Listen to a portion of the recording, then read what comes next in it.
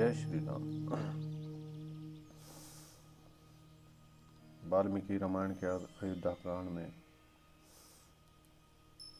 आगे बताया जा रहा है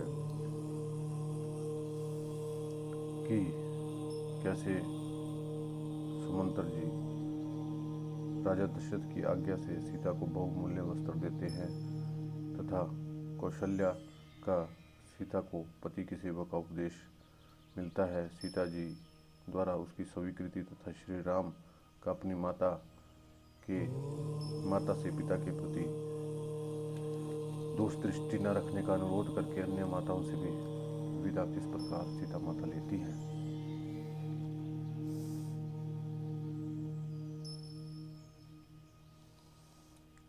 ईश स्वभावो नारीणाम मनोभीय पूरा सुखम।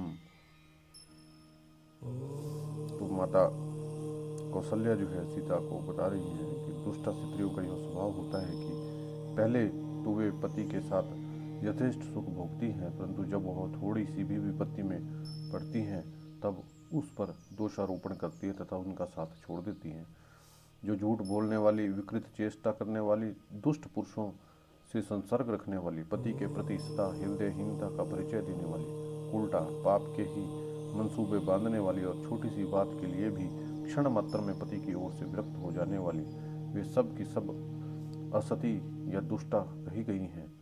उत्तम कुल, किया हुआ उपकार, विद्या, भूषण आदि का दान और संग्रह, यह सब कुछ दुष्ट स्त्रियों के हृदय को नहीं वश कर पाता, क्योंकि उनका चित्त अवस्थित होता है।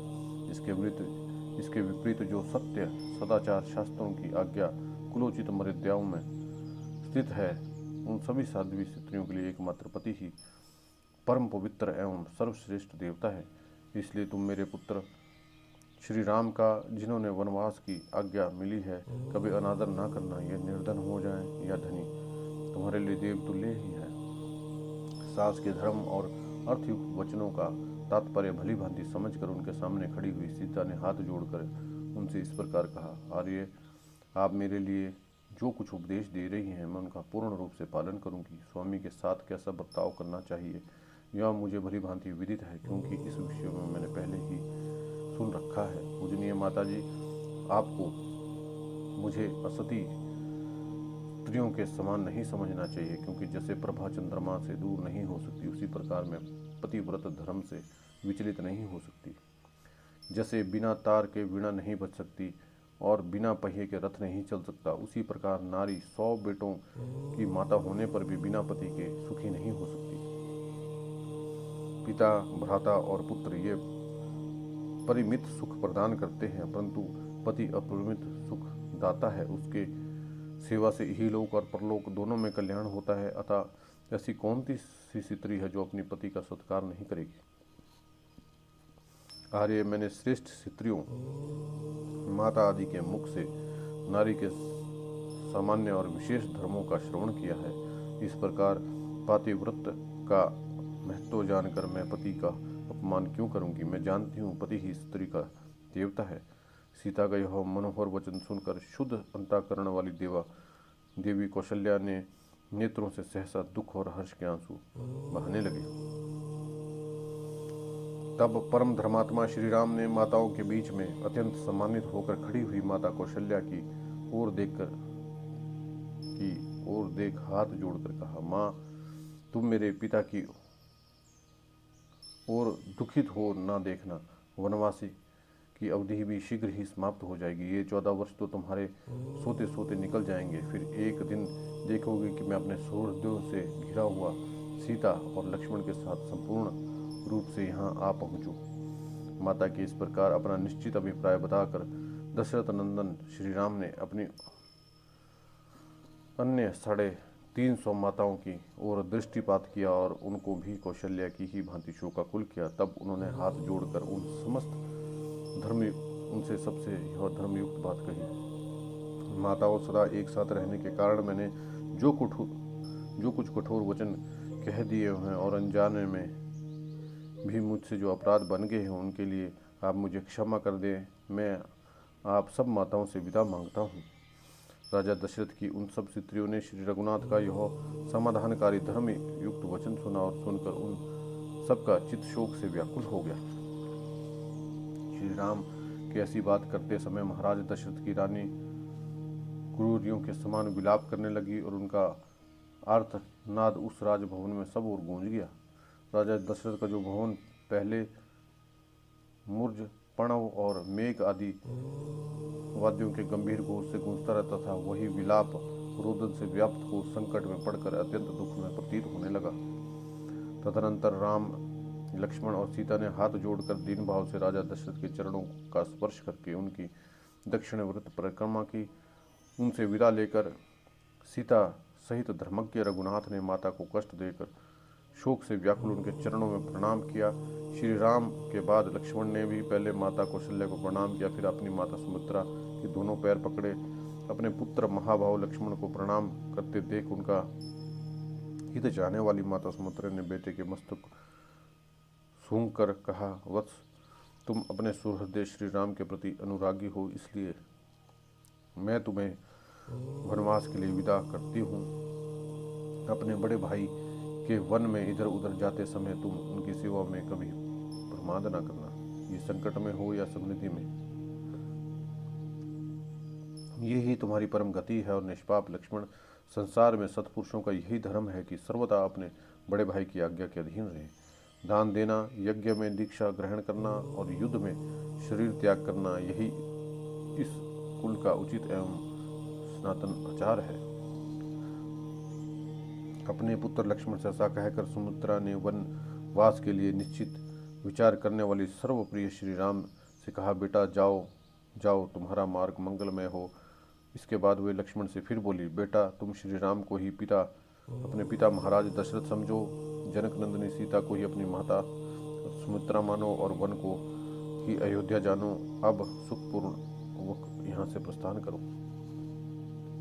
इसके बाद जैसे मातली इंद्र से कोई बात कहते हैं, उसी प्रकार विनय के ज्ञाता सुमंत्र ने कुकुस्त कुलभूषण श्री राम से विनयपूर्वक हाथ जोड़कर कहा, महायशस्वी राजकुमार श्री राम, आपका कल्याण हो। आप इस रथ पर बैठिए। आप मुझे जहाँ कहेंगे मैं शीघ्र वहाँ आपको पहुँचा दूंगा।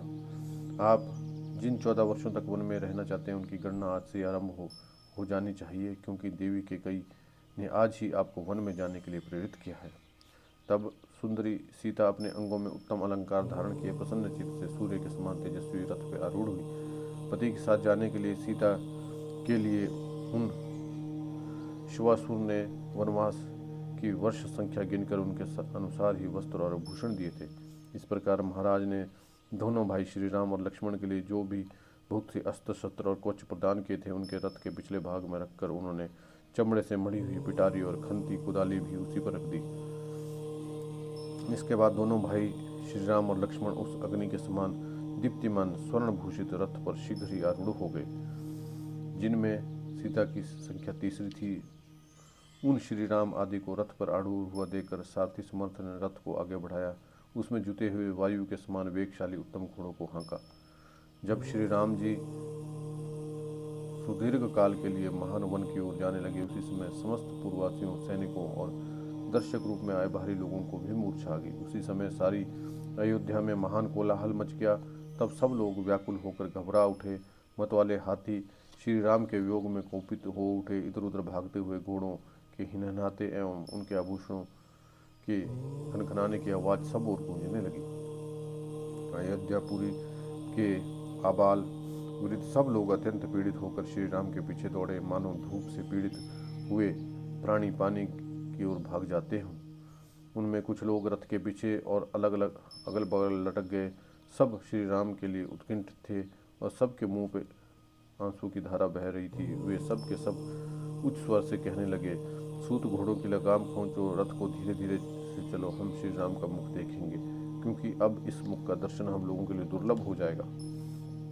निश्चय ही श्री राम की माता के हृदय लोहे का बना हुआ है, इसमें तनिक भी संशय नहीं। तभी तो देव कुमार के समान तेजस्वी पुत्र के वन की ओर जाते समय भी फट नहीं जाता है। विदेह नंदिनी सीता कृतार्थ हो गई, क्योंकि वे पतिव्रत धर्म में तत्पर रहकर छाया की भांति पति के पीछे पीछे चली जा रही है। वे श्री राम के साथ उसी प्रकार नहीं छोड़ती जैसे सूर्य की प्रभा मेरु पर्वत के को नहीं छोड़ती है। अहो लक्ष्मण, तुम भी कृतार्थ हो गए, क्योंकि तुम सदा प्रिय वचन बोलने वाले देवतुल्य भाई की वन में सेवा करोगे। तुम्हारी यह बुद्धि विशाल है, तुम्हारा यह महान अभ्युदय है, और तुम्हारे लिए यह स्वर्ग मिल गया है, क्योंकि तुम श्री राम का अनुसरण कर रहे हो। ऐसी बातें कहते हुए वे पूर्ववासी मनुष्य उमड़े हुए आंसुओं का वेग न सहन सके। वे लोग सबके प्रेम पात्र इक्ष्वाकु कुल नंदन श्री राम जी के पीछे पीछे चल रहे थे। उसी समय दयनीय दिशा को प्राप्त हुई अपनी स्त्रियों से घिरे हुए राजा दशरथ अत्यंत दीन होकर, मैं अपने प्यारे पुत्र श्री राम को देखूंगा, ऐसा कहते हुए महल से बाहर निकल आए। उन्होंने अपने आगे रोती हुई स्त्रियों का महान आर्त सुना, और वैसे ही जान पड़ता था जैसे हाथी युद्धपति के बांध जाने पर हथनियों का चित्कार सुनाई देता है। उसी समय श्री राम के पिता कुशवंशवंती श्रीमान दशरथ उसी तरह खिन्न जान पड़े जैसे पर्व के समय राहु से ग्रत होने पर पूर्ण चंद्रमा श्रीहीन प्रतीत होते हैं। यह देख अचिंतनीय स्वरूप दशरथ नंदन श्री मान भगवान राम ने सुमंत्र को प्रेरित करते हुए कहा, आप रथ को तेजी से चलाइए। एक ओर श्री राम जी सारथी से रथ हाँकने के लिए कहते हैं, दूसरी ओर सारा जन समुदाय उन्हें ठहर जाने के लिए कहता है। इसी प्रकार दुविधा में पड़कर सारथी सुमंत्र उस मार्ग पर दोनों में से कुछ ना कर सके, न तो रथ को बढ़ा सके, ना ही सर्वथा रोक ही सके। महाभाव श्री राम के नगर से निकलते समय पूर्ववासियों के नेत्रों से गिरे हुए आंसुओं के द्वारा भीग कर धरती की उड़ी हुई धूल शांत हो गई। श्री राम जी के प्रस्थान करते समय सारा नगर अत्यंत पीड़ित हो गया। सब रोने और आंसू बहाने लगे तथा सभी हाहाकार करते अचेत से हो गए। नारियों के नेत्र उसी तरह खेद जनित अश्रु झर रहे थे जैसे मछलियों के उछलने से कमलों द्वारा जल कणों की वर्षा होने लगी। श्री राजा दशरथ सारी अयोध्यापुरी के लोगों को एक सा व्याकुल चित्त देखकर अत्यंत दुख के कारण जड़ से कटे हुए वृक्ष की भांति भूमि पर गिर पड़े। उसी समय राजा को अत्यंत दुख में मगन हो कष्ट पाते देख श्री राम पीछे जाते हुए मनुष्यों का पुनः महान कोलाहल प्रकट हुआ। अंतापुर की रानियों सहित राजा दशरथ को उच्च स्वर में विलाप करके देख कोई हा राम कहकर, कोई हा राम सीता की पुकार मचाकर करुण क्रंदन करने लगे। उसी समय श्री राम ने पीछे घूमकर देखा तो विशाल ग्रप्त और बृहद चिता राजा दशरथ और दुख में डूबी हुई माता कौशल्या दोनों ही मार्ग पर अपने पीछे आते दिखाई दी। जैसे रस्सी में बंधा हुआ घोड़े का बच्चा अपनी माँ को नहीं देख पाता, उसी प्रकार धर्म के बंधन में बंधे हुए श्री राम अपनी माता की ओर स्पष्ट रूप से ना देख सकते। जो सवारी पर चले जाने योग्य, दुख भोगने के अयोग्य और सुख भोगने के योग्य थे, उन माता पिता को पैदल ही अपने पीछे पीछे आते देखकर श्री रामचंद्र जी ने सारथी को शीघ्र रथ हाँकने के लिए प्रेरित किया। जैसे अंकुर से पीड़ित हुआ गजराज उस कष्ट को नहीं सहन कर पाता, उसी प्रकार पुरुष सिंह श्री राम के लिए अपने माता पिता को इस दुखद अवस्था में देखना सह हो गया। जिसे बंधे हुए बछड़े वाली सा गौ शाम को घर की ओर लौटते समय बछड़े के स्नेह से दौड़ी चली आती है, उसी प्रकार श्री राम की माता कौशल्या उनके पीछे दौड़ रही थी। हा राम हा सीते हा लक्ष्मण की रट लगाती और दौड़ती हुई कौशल्या उस रथ के पीछे दौड़ रही थी। वे श्री राम, लक्ष्मण और सीता के लिए नेत्रों से आंसू बहा रही थी और इधर उधर नाचती, चक्कर लगाती सी डोल रही थी। इस अवस्था में माता कौशल्या को श्री रामचंद्र जी ने बार बार देखा। राजा दशरथ चिल्लाकर कहते थे, सुमंत्र ठहरो, किंतु राम जी कहते थे, आगे बढ़िए, शीघ्र आगे बढ़िए। उन दोनों प्रकार के आदेशों में पड़े हुए बेचारे सुमंत्र का मन उसी समय दो पहियों के बीच में फंसे मनुष्य का सा हो रहा था। उस समय श्री राम ने सुमंत्र से कहा, यहाँ अधिक विलंब करना मेरे और मेरे पिताजी के लिए दुख ही नहीं मान दुख का कारण होगा, इसलिए रथ को आगे बढ़ाइए। लौटने पर महाराज उल्हाना देंगे तो कहिएगा कि मैंने आपकी बातें नहीं सुनी। अंत में श्री राम के आदेश का पालन करते हुए सारथी ने पीछे से आने वाले लोगों से जागने की आज्ञा ली और स्वतः चलते हुए घोड़ों को भी तीव्र गति से चलने के लिए हाँक लिया। राजा दशरथ के साथ आने वाले लोग मन ही मन श्री राम की परिक्रमा करके शरीर मात्र से लौटे, मन से नहीं लौटे, क्योंकि वह उनके रथ की अपेक्षा भी शीघ्रगामी था। दूसरे लोगों का समुदाय शीघ्रगामी मन और शरीर दोनों ही नहीं लौट सके। इधर मंत्रियों ने महाराजा दशरथ से कहा, राजन, जिसके लिए यह इच्छा की जाए वह पुनः शीघ्र लौटे, उसके पीछे दूर तक नहीं जाना चाहिए। सर्वगुण संपन्न राजा दशरथ का शरीर पसीने से भीग गया था। वे विषाद के मूर्तिमान स्वरूप जान पड़ते थे। अपने मंत्रियों की उपयुक्त बात सुनकर वे वहीं खड़े हो गए और रानियों सहित अत्यंत दीन भाव से पुत्र की ओर देखने लगे। तस्मिस्तु पुरुष व्याघ्रे निष्क्रामति कृतांजलो अर्थ शब्दों ही संजीये स्त्री णामंत पूरे महान। पुरुष सिंह श्री राम ने माताओं सहित पिता के लिए दूर से ही हाथ जोड़ रखे थे। उसी अवस्था में जब वे रथ द्वारा नगर से बाहर निकलने लगे, उस समय रनवास की रानियों में बड़ा हाहाकार मच गया। वे रोती हुई कहने लगी, हाय, जो हम अनाथ दुर्लभ और शोचनीय जनों की गति और शरण थे, वे हमारे नाथ श्री राम कहाँ चले जा रहे हैं, जो किसी के द्वारा झूठा कलंक लगाए जाने पर भी क्रोध नहीं करते थे, क्रोध दिलाने वाली बातें नहीं करते थे और रूठे हुए सभी लोगों को मनाकर प्रसन्न कर लेते थे। वे दूसरों के दुख में संवेदना प्रकट करने वाले राम कहाँ जा रहे हैं, जो महान महातेजस्वी महात्मा श्री राम अपनी माता कौशल्या के साथ जैसा बर्ताव करते थे वैसे ही बर्ताव हमारे साथ भी किया करते थे, वे कहाँ जा रहे हैं। कैकेयी के द्वारा क्लेश में डाले गए महाराजा के वन जाने के लिए कहने पर हम लोगों की तथा समस्त जगत की रक्षा करने वाले श्री रघुवीर कहाँ चले जा रहे हैं। अहो, ये राजा बड़े बुद्धिहीन हैं, जो जीव जगत के आश्रयभूत धर्मपरायण सत्यव्रती श्री राम को वनवास के लिए देश निकाला दे रहे हैं। इस प्रकार वे सबकी सब रानियां बछड़ों से बिछुड़ती हुई गौओं की तरह दुख से आर्त होकर रोने और उच्च स्वर से क्रंदन करने लगी। अंतापुर में वह घोर आर्तनाद सुन शोक पुत्र से संतप्त हुए महाराज दशरथ बहुत दुखी हो गए। उस दिन अग्निहोत्र बंद हो गया, गृहस्थों के घर भोजन नहीं बना, प्रजाओं का कोई काम नहीं किया गया। सूर्य देव अस्ताचल को चले गए। हाथियों ने मुख में लिया हुआ चारा छोड़ दिया। गौओं के बछड़ों ने दूध नहीं पिया और पहले पुत्र को जन्म देकर कोई माता प्रसन्न नहीं हुई। फिर शंकु, मंगल, गुरु, बुध, समस्त ग्रह, शुक्र, शनि आदि रात में वक्रकृत गति से चंद्रमा के पास पहुंचकर दारुण होकर स्थित हो गए। नक्षत्रों की कांति फीकी पड़ गई और ग्रह निश्चित हो गए। वे सब के सब आकाश में विपरीत मार्ग पर स्थित हो धूमाच्छन्न प्रतीत हो रहे थे। आकाश में छाई हुई मेघ माया वायु के वेग से उमड़े हुए समुद्र के समान प्रतीत होती थी। श्री राम के वन को जाते समय वो सारा नगर जोर जोर से हिलने लगा। वहाँ भूकंप आ गया, समस्त दिशाएं व्याकुल हो उठी, उनमें अंधकार सा छा गया, ना कोई ग्रह प्रकाशित होता था, ना नक्षत्र। सहसा सारे नागरिक दीन दशा को प्राप्त हो गए। किसी ने भी आहार और विहार में मन नहीं लगाया। अयोध्यावासी सब लोग शोक परंपरा से संतप्त हो लंबी सांस खींचते हुए राजा दशरथ को कोसने लगे। सड़क पर निकलता हुआ कोई भी मनुष्य प्रसन्न नहीं दिखाई देता था।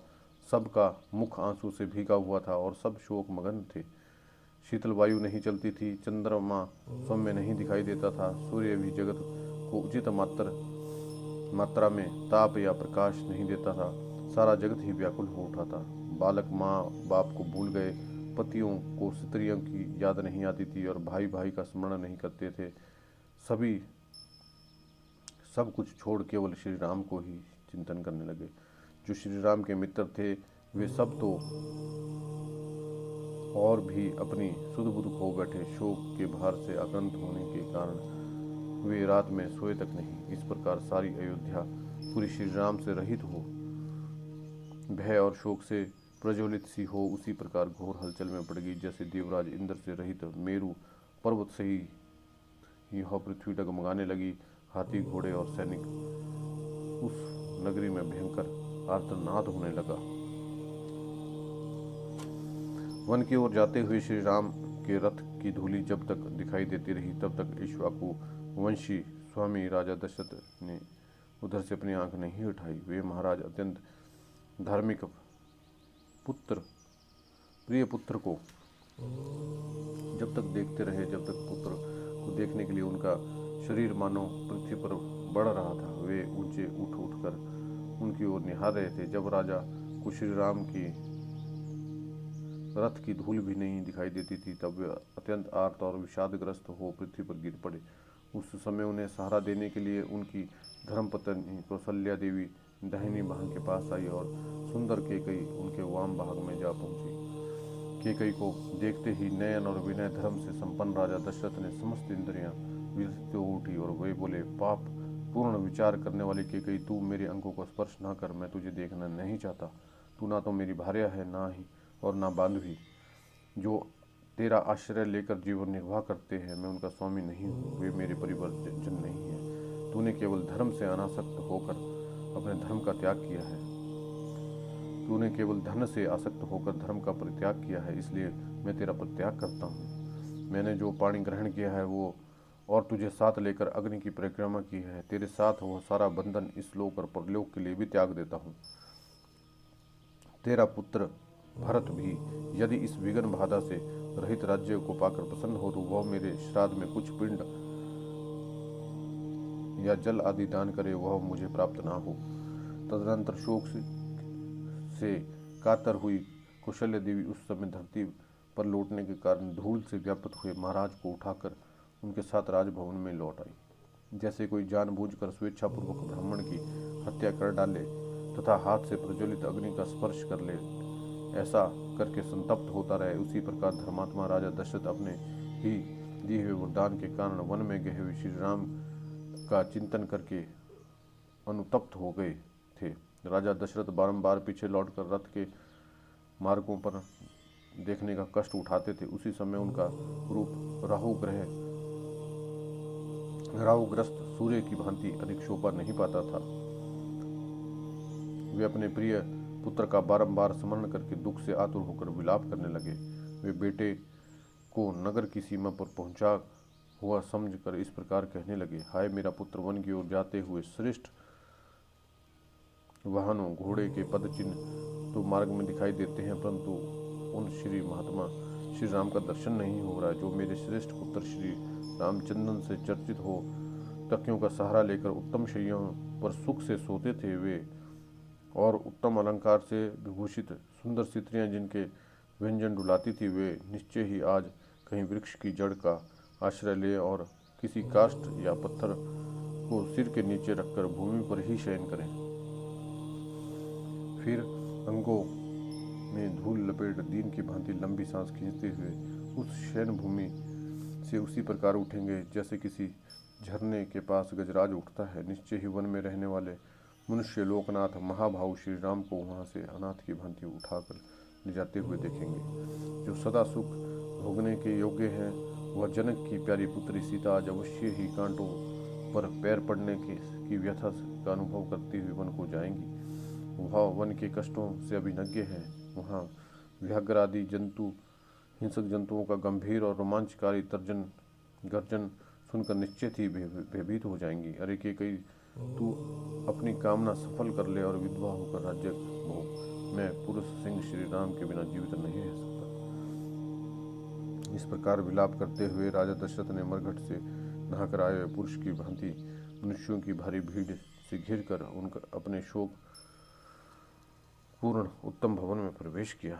उन्होंने देखा अयोध्या नगरी के प्रत्येक घर के बाहरी चबूतरा और भीतरी भाग भी सुना हो गया है, क्योंकि उन सब लोगों को श्री राम के पीछे चले गए थे। बाजार हाट बंद है। जो लोग नगर में हैं वे अत्यंत क्लांत, दुर्बल और दुख से आतुर हो रहे हैं तथा बड़ी बड़ी सड़कों पर अधिक आदमी आते जाते नहीं दिखते। सारे नगर की यह अवस्था देखकर श्री राम के लिए चिंता और विलाप करते हुए राजा उसी तरह महल के भीतर गए जैसे सूर्य मेघों की घटा में छिप जाते हैं। श्री राम लक्ष्मण सीता से रहित वह राजभवन उस महान अक्षोभ्य जलाशय के समान जान पड़ता है जिसके भीतर के नाग को गरुड़ उठा के ले गए हों। उसी समय विलाप करते हुए राजा दशरथ ने गदगद वाणी में द्वारपालों से मधुर, अस्पष्ट, दीनता युक्त और स्वाभाविक स्वर से रहित बात कही, मुझे शीघ्र ही श्री राम माता कौशल्या के घर में पहुंचा दो, क्योंकि मेरे हृदय को और कहीं शांति नहीं मिल सकती। ऐसी बात कहते हुए राजा दशरथ को द्वारपालों ने बड़े विनय के साथ रानी कौशल्या के भवन में पहुंचाया और पलंग पर सुला दिया। वहां कौशल्या के भवन में प्रवेश करके पलंग पर आरूढ़ हो जाने पर राजा दशरथ का मन चंचल और मलिन ही रहा। दोनों पुत्र और पुत्रवधू सीता सहित वह भवन राजा को चंद्रहीन आकाश की भांति श्रीहीन दिखाई देने लगा। उसे देखकर पराक्रमी राजा ने एक भुजा ऊपर उठाकर उच्च स्वर से विलाप करते हुए कहा, हा राम, हम दोनों माता पिता को त्याग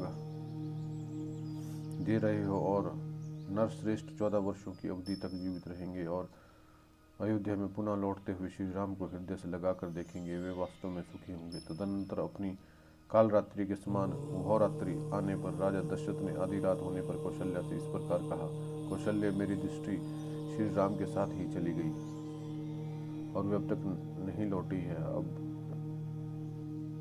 अतः मैं तुम्हें देख नहीं पाता हूँ। एक बार अपने हाथ से मेरे सिर का स्पर्श तो करो।